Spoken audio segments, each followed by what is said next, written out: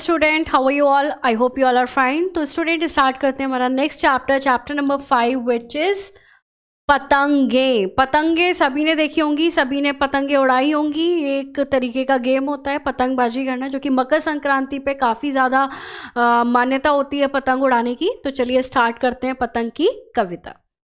गुनगुन धूप तोड़ लाती है, सूरज से मिलकर आती है, कितनी प्यारी लगे पतंगे, अंबर में चक्री खाती है। चक्री का मतलब गोल गोल घूमती है, अंबर मीन्स आसमान में। तो गुनगुन धूप तोड़ लाती है, यानी कि जो धूप है ऊपर है ना, वो क्या करती है, तोड़ लाती है और सूरज से मिलकर आती है, क्योंकि पतंग हमेशा आसमान में उड़ती है। तो वो किससे मिलकर आती है? सूरज से मिलकर आती है। कितनी प्यारी लगती है, क्योंकि आपने देखा होगा कितनी सारी कलरफुल पतंगे होती हैं, कोई किसी कलर की, कोई किसी शेप की, बहुत सुंदर सुंदर पतंगे होती हैं, अंबर में गोल गोल घूमती हैं। ऊपर को चढ़ती जाती हैं, सर्र सर्र करती फिरती, नील गगन से बतियाती हैं। तो ऊपर क्या है, चढ़ती जाती हैं, जितना आप डोर ढीली छोड़ते जाओगे उतनी वो ऊपर ऊंची जाएंगी। और कैसे जाती हैं? सर्र सर्र करते हुए जो है ऊपर जाती हैं और नील गगन से खूब सारी बातें करती हैं। डोरी के संग इठलाती हैं, ऊपर जाकर मुस्काती हैं, जैसे उंगली करे इशारे, इधर उधर उड़ती जाती हैं।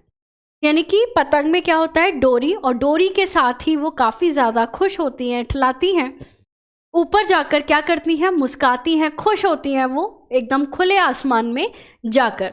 जैसे उंगली करे इशारा, मतलब जैसे उंगली इशारा करती है, जैसे हम डोर को ले जाते हैं, उसी इशारे में इधर उधर जो है घूमती रहती हैं।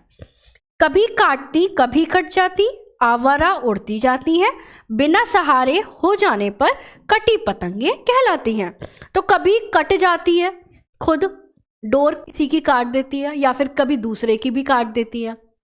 और जब कट जाती हैं तो फिर आवाराओं की तरह कभी इधर जा रही है, हवा के संग कभी उधर जा रही है। एंड बिना सहारे के, यानी कि जब डोरी नहीं होती, डोरी क्या है इनका सहारा, बिना सहारे के फिर ये क्या कहा जाता है इन्हें? कटी पतंगे। कटी पतंगे कहलाती हैं। तेज हवा से फट जाती हैं, बंद हवा में गिर जाती हैं। यानी कि तेज हवा होगी तो क्या होंगी? फट जाएंगी।